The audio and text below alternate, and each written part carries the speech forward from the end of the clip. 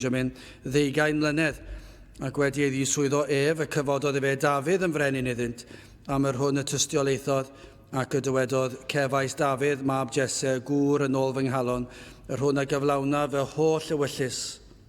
O had hwn, Dyw yn ôl ei addewid a gyfododd i Israel yn iachawdwr Iesu. Gwedi Ioan, rhag bregethu o flaen ei ddyfodiad ef i mewn, fedyd e difeirwch i holl bobl Israel. Ac fel yr oedd Ioan yn cyflawni ei redfa, fe ddywedodd, pwy ydych chwi yn tybied fy mod i?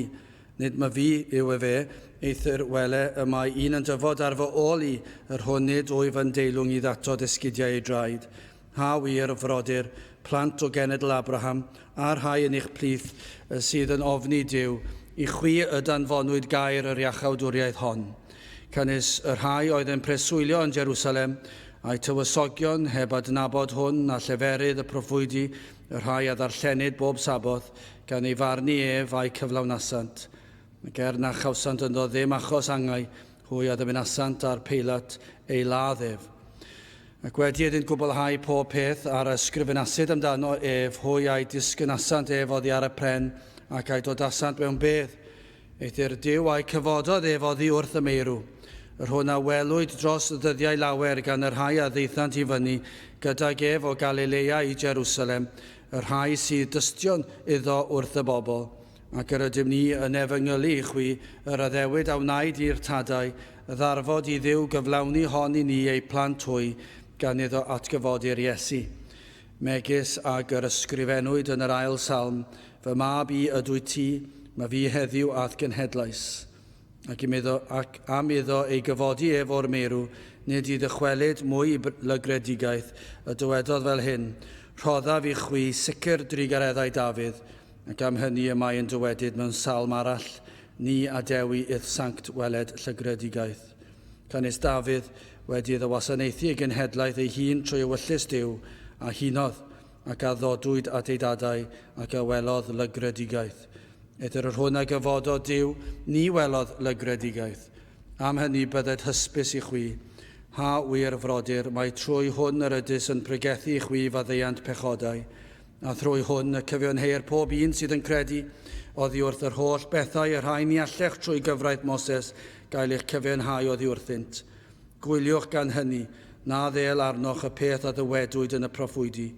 Edrychwch o ddirmygwyr, a rhyfeddwch a diflenwch, canis yr wyf yn gwneithio'r gweithred yn eich dyddiau, gwaith ni chredwch ddim, i neb ei ddangos i chwi. A bydde bendit Dyw ar ei air sanctaidd ef. Gadewch ni nawr droi at ein harglwydd mewn gweddi.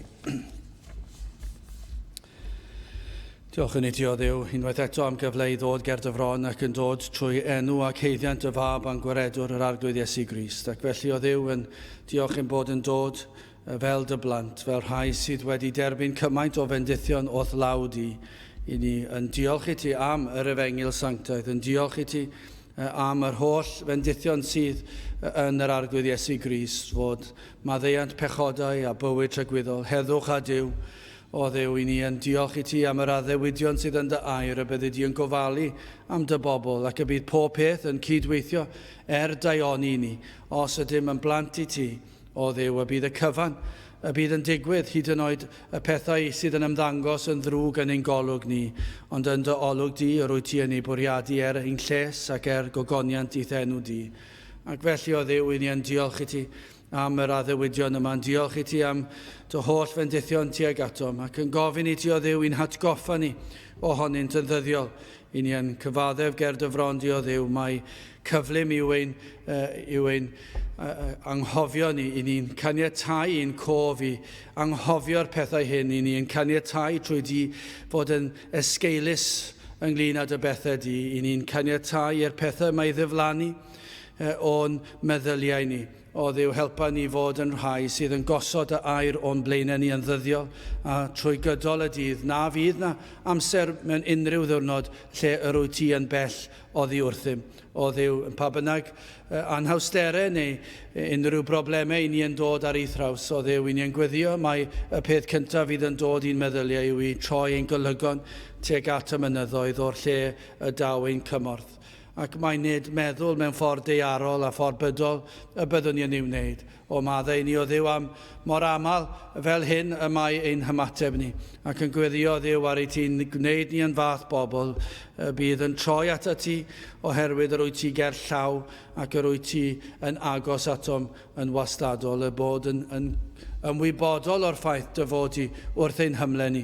Yna fyddwn ni yn ystyried a wyt ti yn agos, ond y byddem yn gwybod dy fod yna wrth ein hymle ac yn ein cadw ni.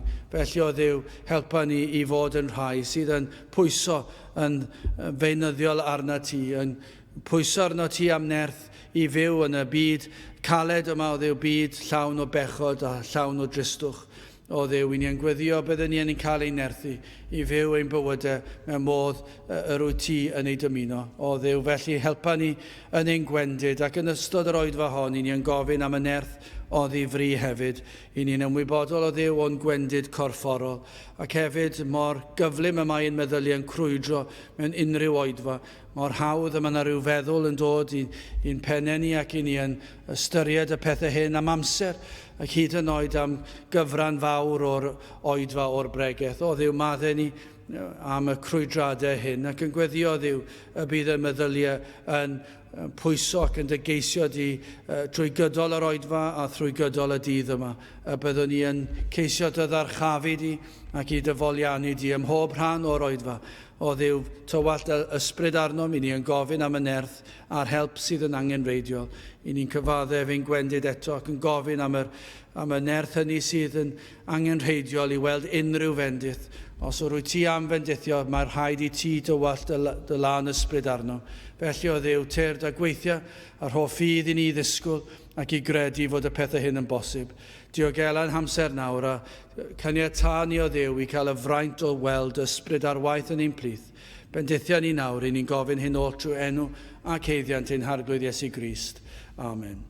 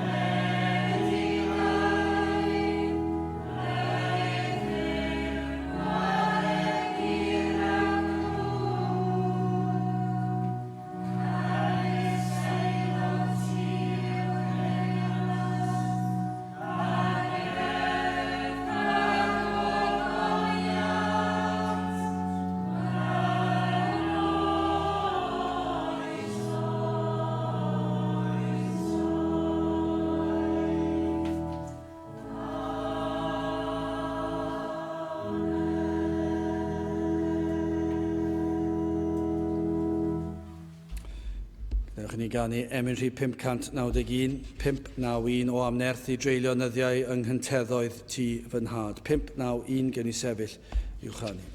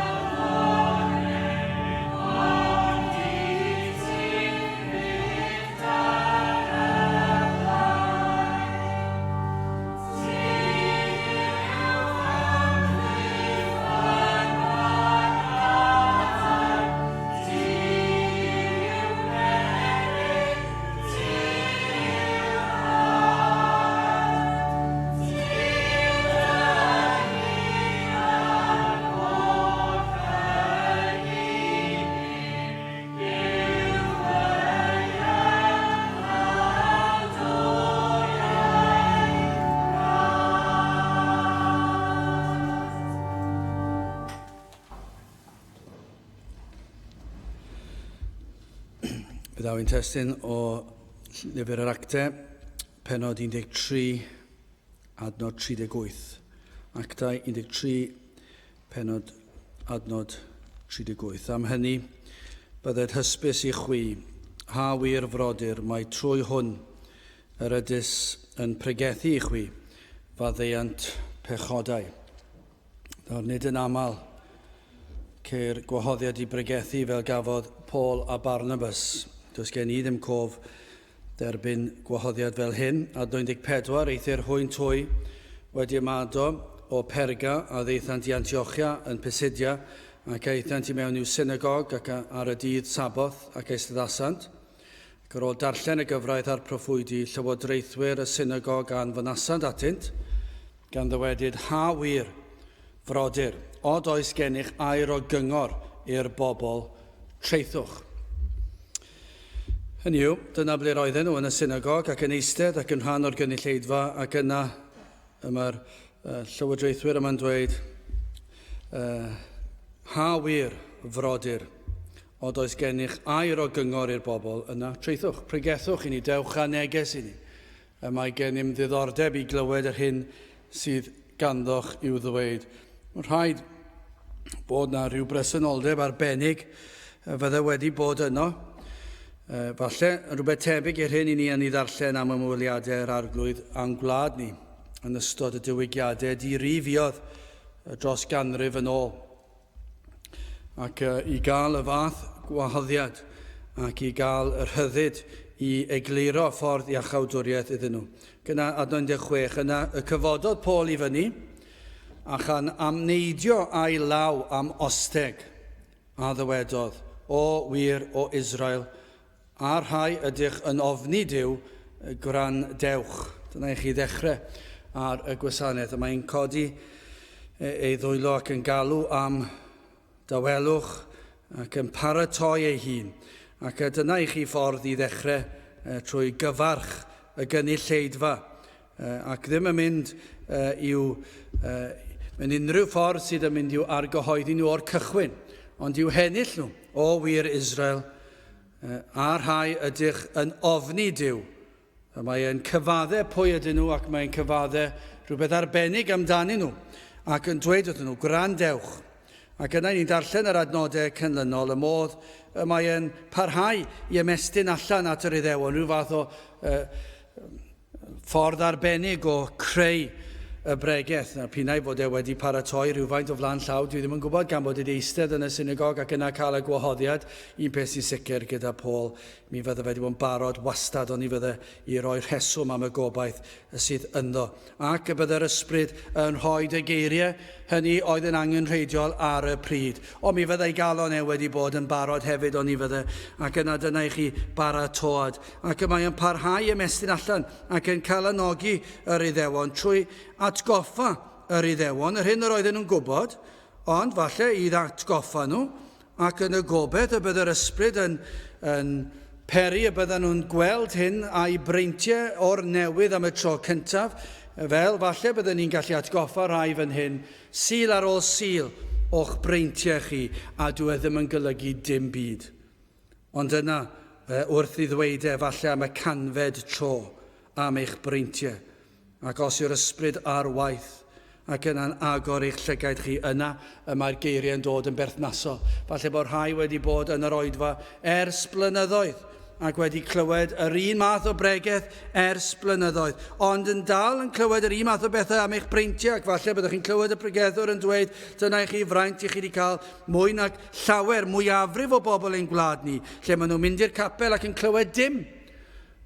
Dwi'n weddol sicr, mi fydda'r neges fydd gan bobl heddi yn mwyafrif o capeli Cymru heddi, byddech chi ddim lot gwell bant, byddech chi wedi aros gatre ddim mynd ei peidio, dim lot o wahaniaeth, mi fyddech chi wedi mynd yna, a falle byddech wedi gwneud chi'n berson chydig bach fwy caredig, falle fwy parod i roed i'r tlawd neu'r trydydd byd, ond ar wahân i hynny, byddech wedi gwneud dim newid o gwbl i'ch tynged ysbrydol chi.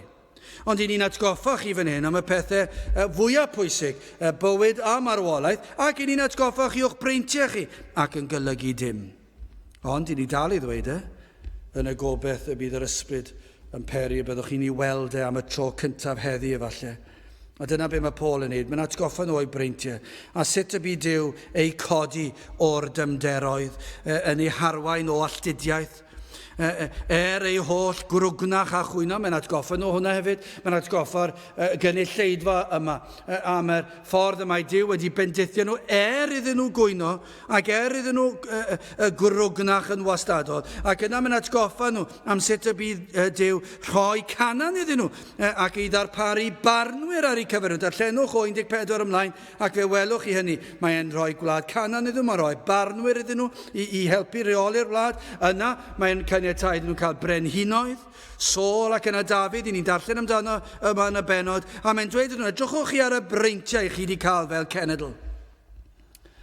Ac wedyn, ar ôl falle bydd yr Iddewon wedi eistedd lawr, meddwl, ie wir, mae hwnna'n wir i gyd, ond nid oes braint gennym. Ac yna mae'r her yn dod. Her fod Duw wedi anfon y Meseia atynt yr arglwydd Iesu Grist, adnod 23, o had hwn, Duw yn ôl ei addewid a gyfododd i Israel yr iachawdwr Iesu. Gwedi i Ioan rhag bregethu o flaen ei ddyfodiad ef i mewn, fedyd ydi feirwch i holl bobl Israel. Dyma be mae Paul yn dweud wrthyn nhw, does ganddo chi ddim esgus. Ac efallai byddwch chi'n tybio erbyn hyn, bydd yna rhai o'r Iddewon wedi eistedd yna'n dechrau poethi tipyn bach. Ac yn dechrau teimlo tipyn bach yn grac. Falle nhw'n fodlon derbyn y darn cychwynnol efallai, ond falle bydd yna rai yn mynd ymlaen nawr ac yn meddwl, wel, mae e nawr yn dweud pethau, dydyn ni ddim cweit yn siŵr, yn sôn am yr Iesu, yn dod o'r had hwnnw yn y Testament Newydd, yn yr Hen Testament o Dafydd, ac yn sôn am y ffordd y mae'r Iesu wedi dod ohono. Ac nad oes ganddyn nhw esgus, a mae'n sôn am Ioan Fydyddiwr, oedd wedi paratoi'r ffordd am ddyfodiad Crist. Ac yn paratoi am yr angen i edifeirwch yr oedd Ioan Fydyddiwr wedi egluro, wedi mynd cam ymhellach o'r Hen Testament, yr oedd proffwydi wedi sôn am y Meseia, ac yna mae'r Ioan Fydyddiwr adeg y Testament Newydd wedi paratoi'r ffordd am ddyfodiad Crist. A'r pwysigrwydd am baratoi yr enaid trwy edifeirwch. Ac i ddangos ffrwyth edifeirwch. Hwna'n bwysig hefyd yn dweud, nid rhyw broffes gwag i ni'n chwilio amdano. A mae'n dweud, yr oedd Ioan Fydyddiwr yn dweud, dwi eisiau chi ddangos edifeirwch a profwch y peth. Profwch bod chi di edifarhau. Profwch bod gwir gwaith wedi digwydd yn eich calonau. Nid dim ond edifeirwch, achos fe all unrhyw un proffesu bod nhw wedi edifarhau, os nad oes sancteiddrwydd yn y bywyd, yna mae'r broffes yn un wag. Ac felly mae Paul yn egluro hyn, ac mae'n cyffwrdd ar y materion yma, ac mae'n herio nhw'n ymhellach adnod 25, ac fel yr oedd Ioan yn cyflawni ei redfa, efe a ddywedodd, pwy yr ydych chi yn tybied fy mod i, nid mae fi yw efe, eithir wele, y mae un yn dyfod ar fy ôl i, yr hwn, nid wyf fi yn deilwng i ddatod esgidiau ei draed. Ac fyna chi'n gweld Paul yn dyrchafu Crist. Mae'n atgoffa o eiriau Ioan Fydyddiwr. Yn atgoffa nhw o'i cyfrifoldeb. Mae nhw y ddylse. O bawb, nhw ddylse fod wedi derbyn Iesu Grist o feddwl am holl freintiau yr Iddewon. Ac eto, nawr mae e'n mynd, allech chi ddychmygu rhai nawr yn mynd yn reit gynnes, poethi fyny, ac yna mae'n atgoffa nhw, chi laddodd yr Iesu. 28. Ac na chawsant ynddo ddim achos angau, hwy a ddymunasant ar Peilat ei laddef. Mae'n dweud wrthyn nhw, chi sydd wedi lladd, chi bobl crefyddol, mae Israel mor debyg i Gymru yn diwe. Mi fyddech chi gallu mentro petai Crist yn byw yng Nghymru heddi. Mi fydde Capeli Cymru y cyntaf i groeshoelio'r Iesu. Y maen nhw'n croeshoelio'r Iesu ym mhob un o'i pregethau nhw. Y maen nhw'n lladd y neges yr Efengil ac y maen nhw'n ei gladdu fe, cael gwared ono fe. Dyna be mae Capeli Cymru wneud heddi. Y maen nhw'n gymaint o elynion i'r Iesu ac yr oedd yr Iddewon yn adeg y Testament Newydd. Yr rhai a laddodd yr Iesu.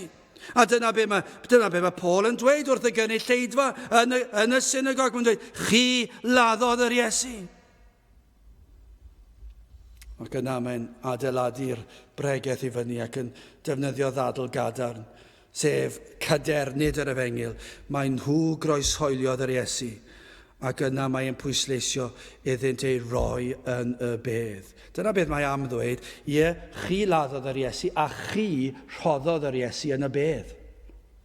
Ond, ac yna mae'n dod i'r canolbwynt, i'r chafbwynt, adnod 30, eithir Duw a'i cyfododd fod i wrth y meirw. Mae'n dadle gyda nhw, mae di ennill nhw ar ei ochr ar y cychwyn. Yna mae'n dod â her iddyn nhw. Yna mae'n atgoffa nhw o'r un o'r oedd yr proffwydi yn sôn amdano, sef y Meseia. Ac yna mae'n sôn am yr rhagflaenydd yn dweud am y paratoi sydd ei hangen. Ac yna mae'n dweud, chi laddodd a chi gladdodd ond Duw a'i gyfododd oddi wrth y meirw. Ac mae'n dweud, dyma i chi brawf. Dangosodd sut bydd llygad-dystion i'r Iesu atgyfodedig. Mae'n dweud, i ni di weld A welodd llawer yr Iesu wedi atgyfodi i chi ei gladdu fe. Mae'r Iesu wedi atgyfodi o'r bedd. A prawf yw hwn.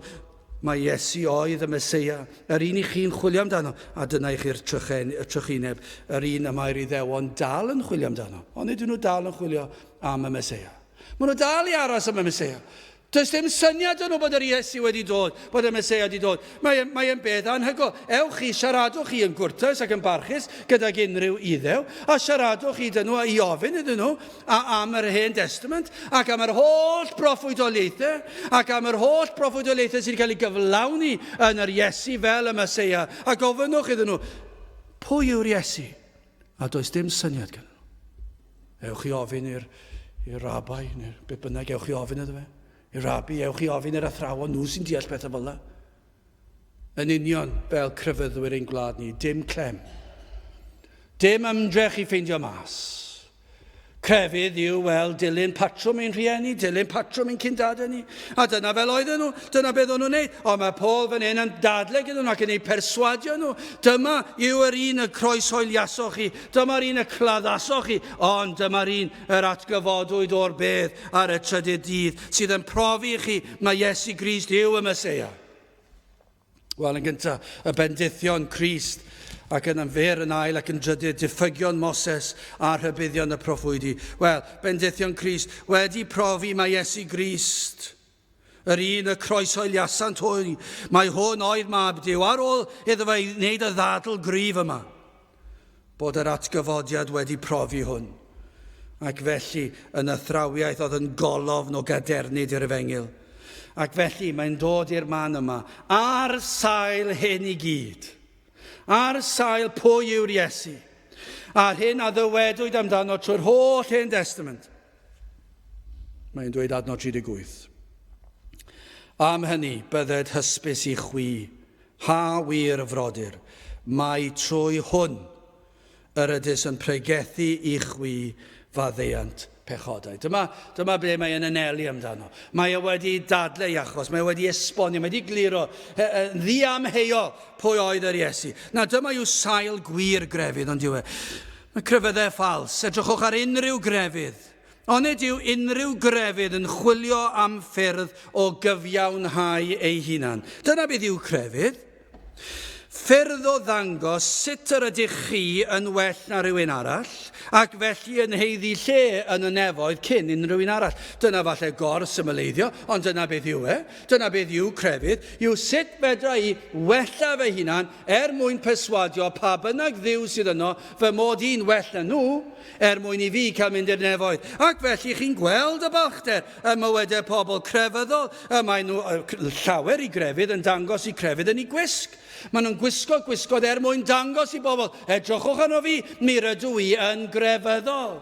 Nawr, dydyn ni ddim yn gwisgo mewn ffyrdd arbennig, ond felly yn ein gwlad ni ac yn ein traddodiadau ni, mae crefydd ffals yn cael ei ddangos mewn ffordd arall. Mae'n dweud, edrychwch arno fi, sut dwi'n byw, dwi'n mor dda.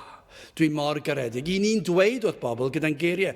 Mae rhai crefyddau yn dangos trwy ei gwisgoedd nhw, a trwy ei harferion nhw, a'i mwclysau nhw, beth bynnag yw yn dangos i bobl. Dyna yw crefydd. Mae rhaid fi ddangos i rywun pa mor dda ydw i, pa mor grefyddol ydw i. Dwi eisiau pawb i weld fy mod i yn grefyddol. Ond, i'r pechadur, hynny yw, I'r un sydd yn gwybod ei fod yn bechadur, yr un sydd wedi gweld yr hyn yw trwy waith yr ysbryd glân, yr un sydd wedi gweld ei wacter, ei fryntni, ac wedi gweld ei fod wedi torri cyfraith Duw, y mae hwn, neu hon, yn siarad fel y salmydd yn Salm 51 adnod 4, yn dy erbyn di, dy hunan y pechais ac y gwneithim y drwg hwn yn dy olwg. Hynny wedi ddeall dwi'n gweld fy mod i'n pechadur ac fy mod i wedi pechu yn erbyn pwy? Yn erbyn y Duw holl a lluog. Mae'r pechadur yma yn gweld ei heiddiant a dyna yw prif bwrdwn y pechadur. Dyma beth sy'n achosi poendod i'r pechadur. Dyma beth sy'n achosi anhapusrwydd i'r pechadur. Sut fedra i ddelio â phechod? Sut fedra i ddelio ag euogrwydd pechod? Y baich, y bryntni, mae'r baich mor drwm, ac felly dwi ddim yn gwybod sut fedrith e cael gwared ar y baich, a'r euogrwydd yma, am yr hyn yw a'r hyn y mae e wedi wneud. Mae e'n dyheu am gael ei gyfiawnhau, ond dwi ddim yn gwybod sut. Mae wedi trio crefydd yn gwybod dwi ddim yn gweithio, a mae'r baich dal yno. Gai ofyn, oes na rai yma wedi cyrraedd y man cyntaf holl bwysig. Yr ydych wedi gweld eich cyflwr, ac felly yma'r cwestiwn ar eich gwefusau, pa fodd gellir derbyn maddeuant pechodau? Chymod, ni wedi cyfeirio at hyn wythnos diwetha neu'r wythnos gynt. Dyna fraint a bendith byddai pregethu i'r fath rhai sydd am glywed, sydd yn ceisio yr ateb i'r cwestiwn. Yr rhai y mae'r ysbryd wedi ei paratoi. Dyna lle maen nhw wedi gweld eu pechod. Dydyn nhw ddim yn chwarae crefydd ac yn trio gwella'u hun mwyn bod yn well na rhywun arall, mwyn gobeithio cyrraedd y nefoedd. Mae'r un yma wedi gweld ei bechod ac yn gweld yn erbyn dy hunan y pechais. Yr ateb mae yn dyheu yw hyn. Am hynny bydded hysbys i chwi, mae trwy hwn yr ydys yn pregethu chwi faddeuant pechodau. Dyna'r neges i chi am ei glywed. Sut fedra i ddelio â phechod? Sut fedra i ddelio ag euogrwydd? Ac yna mae Paul yn dweud wrthyn nhw, trwy Iesu Grist, does dim enw arall, does dim ffordd arall, y byd a'r athrawieithau a sectau a chrefyddau yn bod nhw'n cynigion eraill i chi. Does dim un ohonyn nhw'n gallu delio ar faich, ar euogrwydd.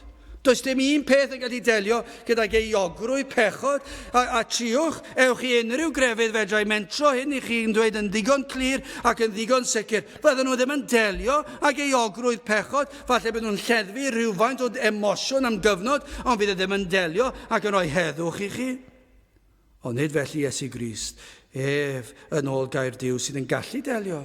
Mae ganddo'r awdurdod, fe yw mab Duw, mae wedi cael ei brofi, mae fe yw'r Meseia, yr un yr atgyfododd o'r beth, roedd ei holl fywyd yn datgan pwy oedd a pham y daeth roedd yr holl gyflawniadau'r proffwydoliaeth yr Hen Testament, ond yna digwyddiadau rhyfeddol y groes yn profi pwy oedd e. Petach chi'n darllen am y groes ei hun, am y ffordd yr arweiniwyd e'r groes, ac yna'r digwyddiadau rhyfeddol a ddigwyddodd tra'r groes a'r tywyllwch a fiod, a'r llen a'r wygwyd, a'r holl bethau hynny, ac yna ar ôl tridiau yr atgyfodiad. Dim syndod bod Paul yn datgan, hwn, Iesu Grist, a trwyddo mae modd derbyn maddeuant pechodau. Dyna beth chi eisiau clywed. Dyna sydd yn achosi poendod i chi. Dyna sydd yn achosi tristwch yn eich bywyd chi, a gwacter yn eich bywyd chi. Chi am faddeuant pechodau, ac i chi ddim yn gwybod sut i gyrraedd e. A mae Paul yn dweud, mae trwy Iesu Grist, dyna oedd pwrpas ei ddyfodiad, ei enedigedd. Dyna fe ddaeth i ddelio am pechod. Os ych chi'n cofio nôl a Matthew 1:21, a hi a esgor ar fab, a thia elwi ei enw ef Iesu o blegyd fe a wared ei bobl oddi wrth ei pechodau. Dyna i chi, reit ar y cychwyn o'i fywyd, mae'r enw hyd yn oed yn datgan y dath i wared ei bobl oddi wrth ei pechodau. Darllenwch hanes ei fywyd fydd yn gosod y ddasrwydd ar gyfer y gwaith. Dim un am yn ei fywyd. Bydd yn gosod e gall fod yn gynrychiolydd i ddyn, ac bu gyflawni'r ddeddf yn llwyr yn berffaith, ac felly pan ath Iesu Grist i'r groes, ni aeth e yno oherwydd ei bechodau achos ni bechod erioed, ond fe aeth yno oherwydd pob un o'n troseddau ni, ac yno ar y groes y tywalltodd y tad ei ddigofaint. I ni ddim yn gallu deall hyn. I ni ddim yn gallu deall y boen a brofodd yr Iesu. Dydyn ni ddim yn gallu dechrau crafu ar y wyneb hyd yn oed y dioddef a ddioddefodd am y gosb, am ein pechod. Ond un ni yn gwybod mai trwy tywallt y gwaed, wrth i'r gwaed lifo, dyna oedd y pris yr oedd rhaid ei dalu am ein rhyddhad o grafangau Satan a phechod. Dyna oedd yn rhaid i bod. Doedd dim ateb arall. Mwyn cael maddeuant pechodau, a mwyn i hwn, yr Iesu darparu maddeuant pechodau, yr oedd yn rhaid i hwn i ddioddef. Dyna oedd y ffordd yr oedd y tad wedi trefnu. Dyna oedd y ffordd yr oedd i gyfiawnder yn mynnu. Rhaid cael cyfiawnder, ac felly rhaid cael cosb. A dyna oedd y pris marwolaeth, gwaed yn llifo. Ac fe lifodd gwaed yr Iesu mwyn darparu'r ffordd yma. Ac beth ni'n darllen yn yr adnodau yma, sawl a gwredo yn yr arglwydd Iesu Grist a faddeir. Dyna beth mae'n dweud. Mae'r sawl sydd yn credu ac sydd yn pwyso yno fe. Mae Duw wedi dweud, yr sawl sydd yn pwyso ar hwn, fe bydd nhw yn derbyn maddeuant pechodau. Y cyfan, mae ei waed yn golchi pob staen ymaith. Pechodau'r gorffennol, presennol a'r dyfodol, ac adnod 39, a thrwy hwn y cyfiawn heir pob un sydd yn credu. Nid yn unig Iesu Grist sydd yn datgan, sydd yn cyhoeddi ein cyflwr o fod wedi ein cyfiawnhau ger bron y tad. Ac mae'r Iesu yn cyhoeddi, yn gyfreithlon felly, ein bod ni yn gyfiawn, ond nid yn unig ei fod yn datgan y peth, ond fe sydd yn darparu'r cyfiawnder hefyd. Dyna chi ryfeddod, sydd yn rhoi y perffeithrwydd sydd yn ein gorchuddio'n llwyr.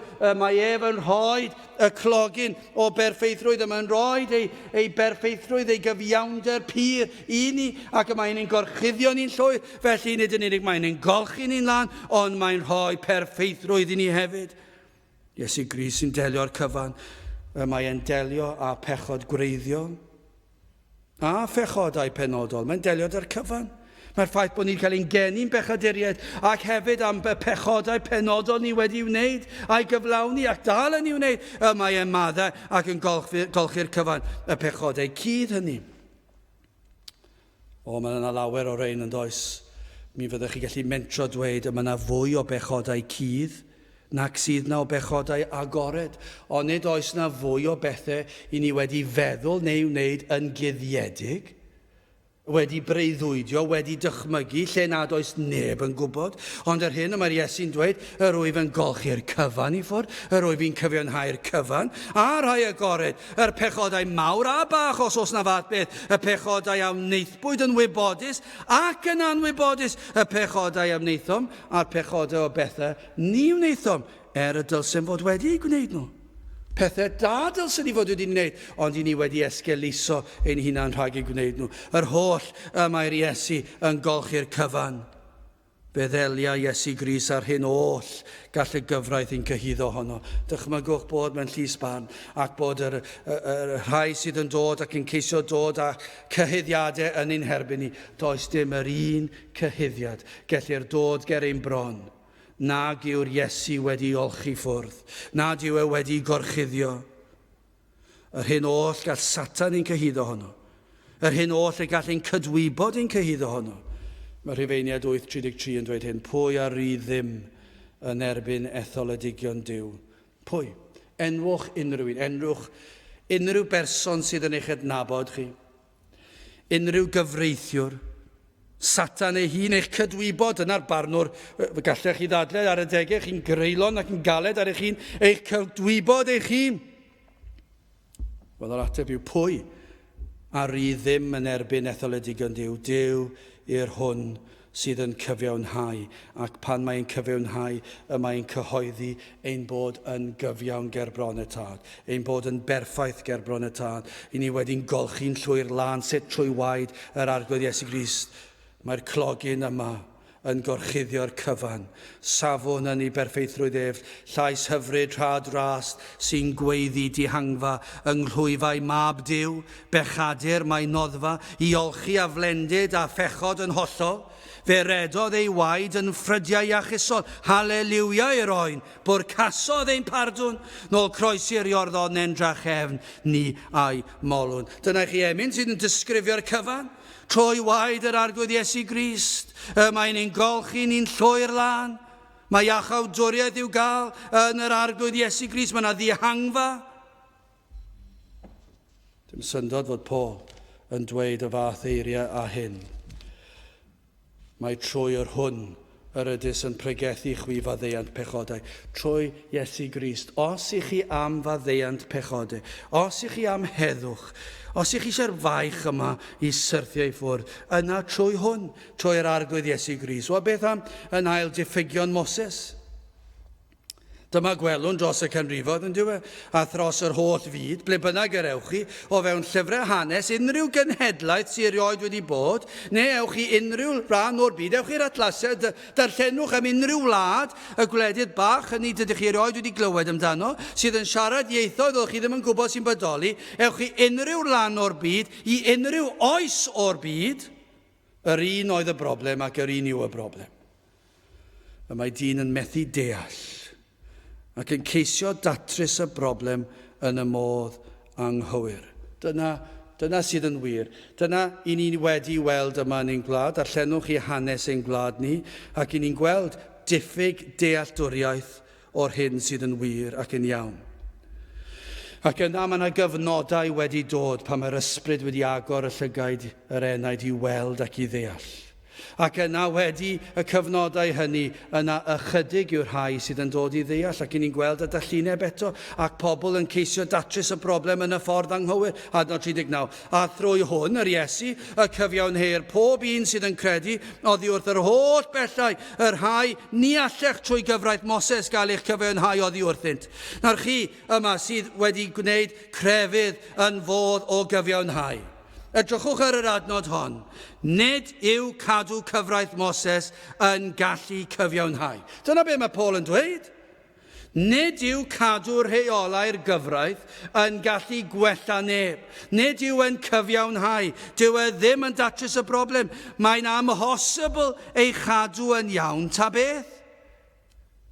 Mae ei natur bechadurus, y pechod gwreiddiol sydd yno ni, y ganwyd ni yn bechaduriaid, mae hyn yn ein rhwystro rhag fedru cadw cyfraith Duw.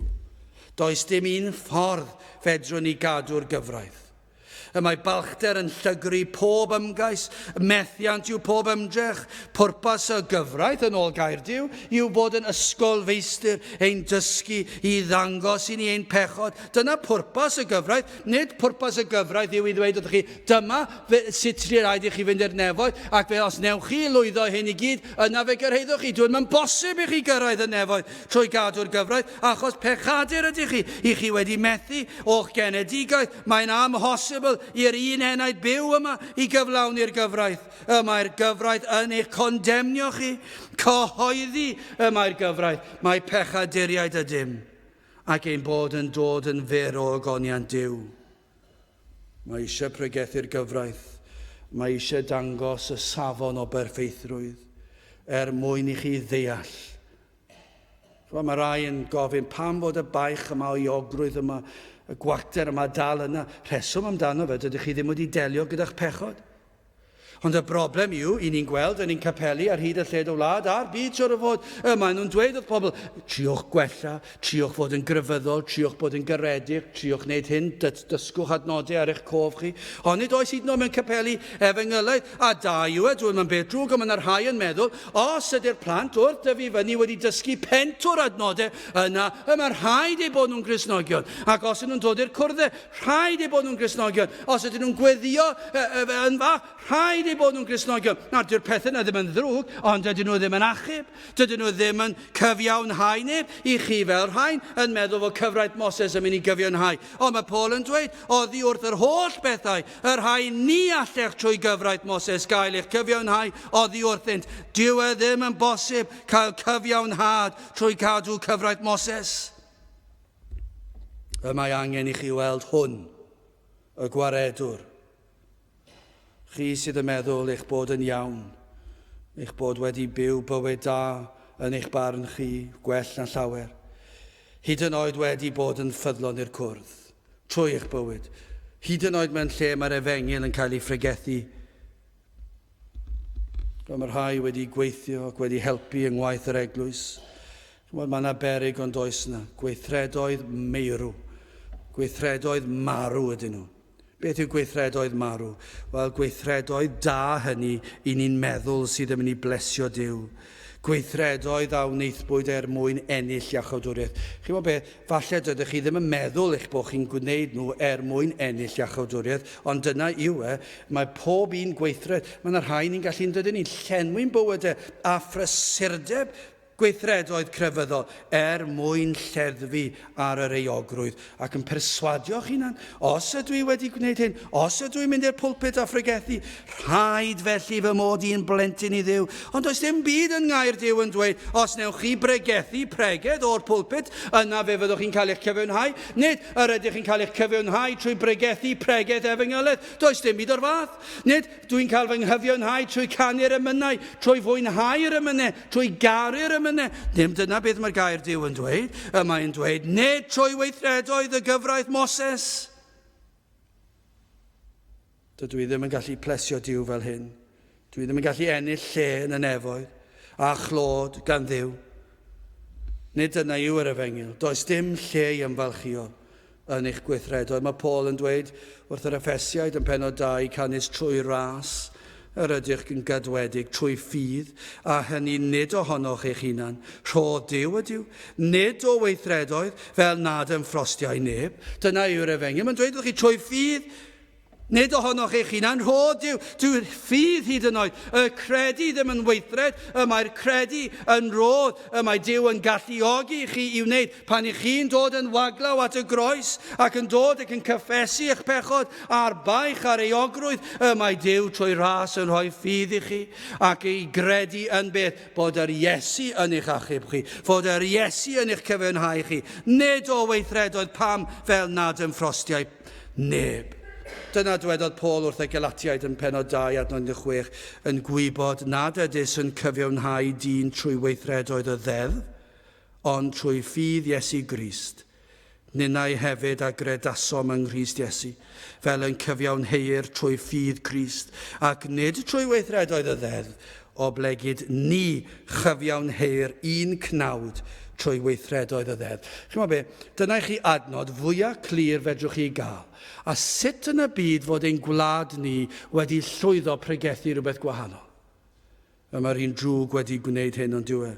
Mae wedi dallu llygaid eneidiau llaweroedd dros y blynyddoedd. Rhaid credu yn yr arglwydd Iesu Grist. Rhaid derbyn yr rhodd o ffydd. Rhaid pwyso ar Grist yn unig ac yn llwyr. Mae ei fywyd a'i farwolaeth, ei waed sy'n llifo yn ein golchi ni'n llwyr. Mae ei gyfiawnder yn cael ei rhoi i ni. Crist sydd yn gwneud y cyfan. Mae rhaid i chi ddod at Grist yn yr unig ffordd i dderbyn maddeuant pechodau. Ond i orffen yn fyr, yr hybuddion y proffwydi. Gwrandewch ar yr adnod yma. Adnod 40 a 41. Gwyliwch gan hynny na ddel arnoch y peth a ddywedwyd yn y proffwydi. Edrychwch o ddirmygwyr, a rhyfeddwch a diflenwch, canys yr wyf yn gwneithu'r gweithred yn eich dyddiau, gwaith ni chredwch ddim i neb ei ddangos i chwi. Nawr, dyma i chi rybydd. Gwyliwch, mae'n dweud. Mae Paul yn dweud, gwyliwch. Mae yna rai yma, bod yr hybydd yma ar eich cyfer chi hyd yn oed gyda ni yma heddi. Mae'r hybydd yma mor berthnasol. A chi wybod beth, falle yn fwy perthnasol. Mae'r rhai sydd ddim yma. Mae'r rhai sydd ddim yma nawr a ddylse fod yma. Yr rhai a fiodd yma dros y blynyddoedd ond sydd wedi colli'r awydd. Mae'r rheini gellir dweud, dyma chi adnod o rybydd, ond dyn nhw ddim yma i glywed nag nhw. Dyn nhw ddim yma i glywed yr hybydd, ac falle dyna chi farn ychwanegol arnyn nhw. Mae'r farn yn mynd i fod yn fwy dwfn, ac yn fwy dwys, ac yn fwy difrifol i'r rheini. Mae'r hybydd yn cael ei rhoi dydyn nhw, ond ble maen nhw? Dydyn nhw ddim yma i glywed yr hybydd. Mae yna un cyfle arall wedi mynd i ddeall yr Efengyl, ond dyn nhw ddim yma. Dyn nhw ddim eisiau bod yma. A dyma be mae'n dweud, gwyliwch gan hynny. Na ddel arnoch y peth a ddywedwyd yn y proffwydi. Gofalwch chi nad yw hyn y dywedodd y proffwydi a byddai'n digwydd i'r rhai oedd yn gwrthod y gair.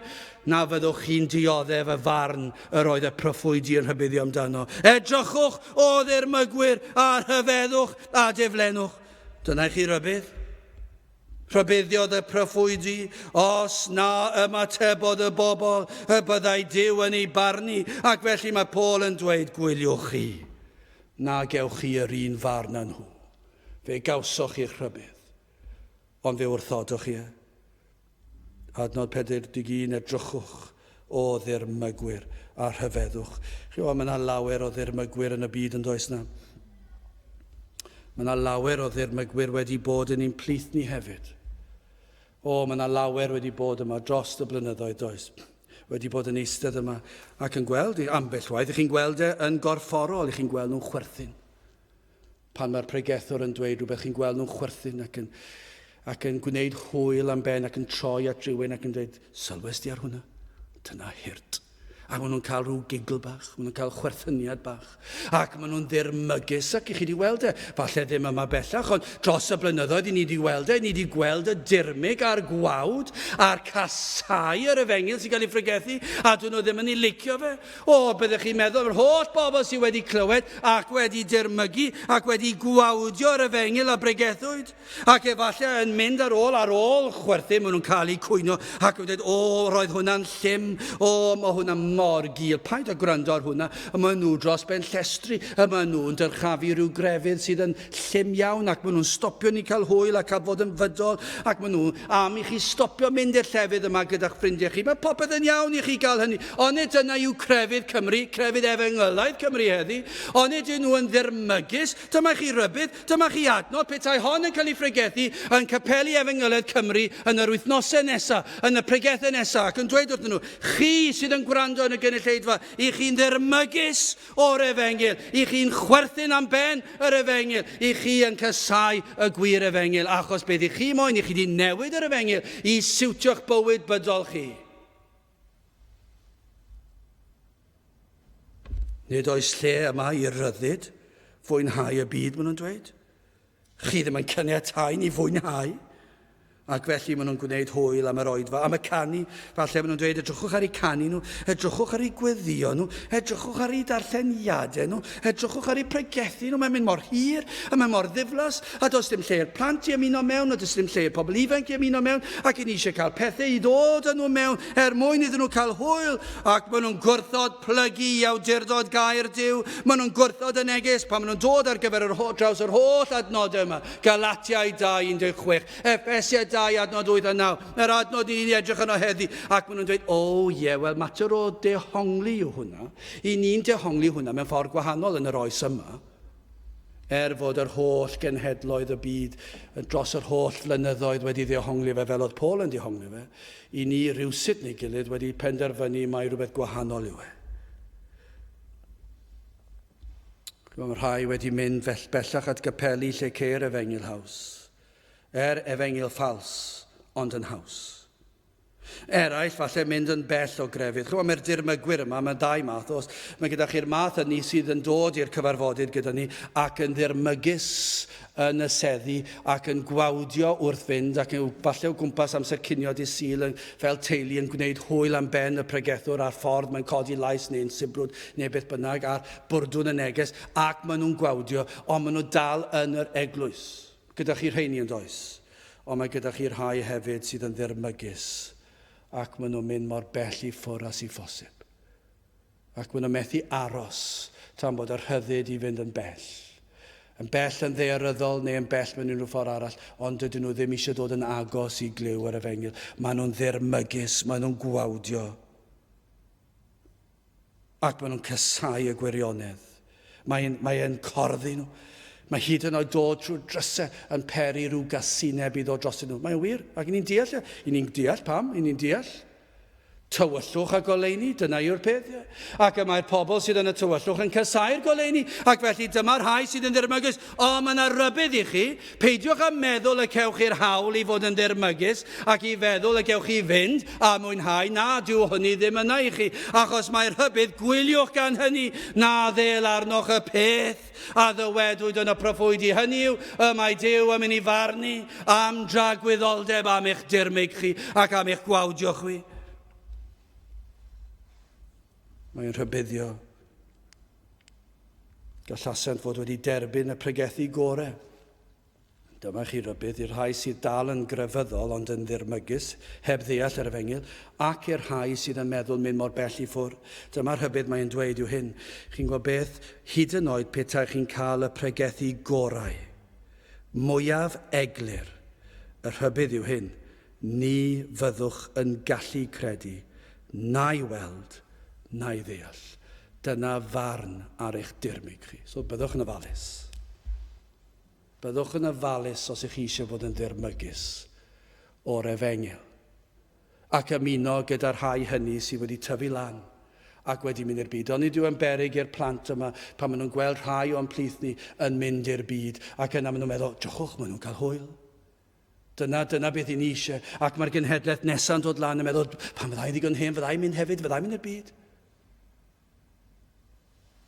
Cymerwch yr hybydd. Hyd yn oed, mae'n dweud, y farn fydd, petai chi'n cael y neges fwyaf clir, fwyaf amlwg, fwyaf syml, fwyaf nethol, fwyaf diwiol, fwyaf llawn Crist, fyddwch chi ddim yn cael ei ddeall. Fe ddaw barn arnoch chi. Falle bod yna rai yma sydd yn dechrau ar y daith o ddirmyg a gwawdio. Falle bod yn dechrau i chi. Chi'n dechrau gweld pleserau'r byd. Chi'n dechrau gweld eich cyfeillion, yr hyddid sydd ganddynt i bechu. A mae Satan wedi'ch dallu i wacter y pleser hwnnw ac i beryglon y pechodau hynny. Ac felly mae'r gwawdio yn corddi ac yn dechrau. Wel, cymerwch yr hybydd. Cyn ei fod yn rhy hwyr, trowch at yr un sydd yn abol i ddelio a'ch baich ac ei ogrwydd pechod. Trowch at yr un sydd yn abal eich cyfiawnhau ger bron y tad. Trowch at yr arglwydd Iesu Grist a phwyswch a chredwch yn fe. Dyna beth mae Paul yn dweud. Dyna oedd yr holl bregeth yn dechrau trwy dweud wrthyn nhw eich breintiau chi ac yna dweud am yr Iesu, y Meseia, mae fe oedd yr un oedd Ioan wedi i rag bregrethu ac yn dweud paratoch ar ei gyfer edifarhewch a dwy'n ffrwyth sydd yn addas i edifeirwch ac yna mae'n dod ac yn dweud dyma'r un y croeshoeliasoch chi a dyma'r un y claddasoch chi ond dyma'r un yr atgyfododd o'r bedd. Fe yw'r un sydd yn maddau, fe yw'r un sydd yn cyfiawnhau ac felly trowch ato fe. Ond os ych chi'n dewis dirmygu a gwawdio, cymerwch rybydd, fe ddaw barn arnoch chi fel yr hybuddiodd y proffwydi. Ac ni fyddwch yn cael deall yr efengyl. Am hynny, bydded hysbys i chwi, ha wir frodyr mae trwy hwn, yr ydys yn pregethu i chwi fa ddeiant pechodau, a thrwy hwn y cyfiawnhau'r pob un sydd yn credu. Dyna chi addewid, mae'r hybuddion yn erchill, ond dyn nhw, ac maen nhw'n bwysig, trigaredd yw'r hybudd. Petai rhywun yn mentro dweud, yna chi bregethu caled, pan i chi'n sôn am bar, trigaredd yw'r hybuddio. Mae'r hybudd yn llawn trigaredd a gras a chariad. Yn rhybuddio chi, a'r hybudd yw hyn, peidiwch â gwrthod, a'r hybudd yw hyn, pob un sydd yn credu fe gyfiawnhau'r hwy.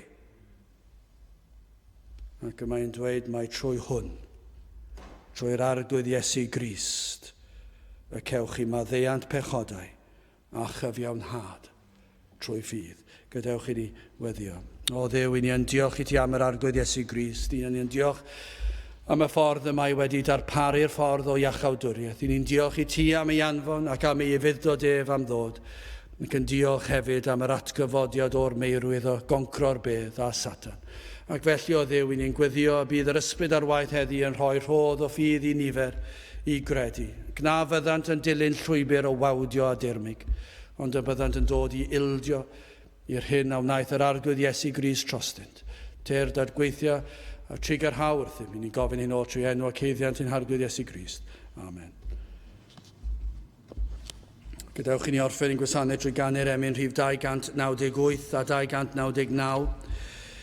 298 a 299 o'r nef mi glywais newydd fym cododd ar fy nrhaed fod ffynon wedi ei hagor i'r cleifion gael iachad. 298 gewn ni sefyll uwch hynny.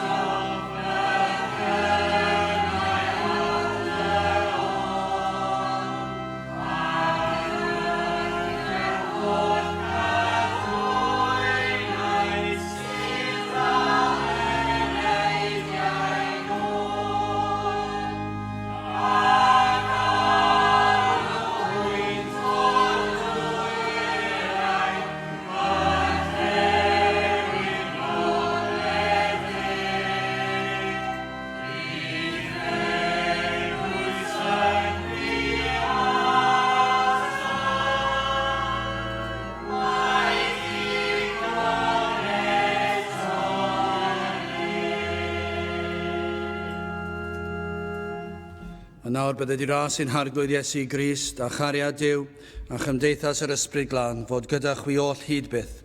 Amen.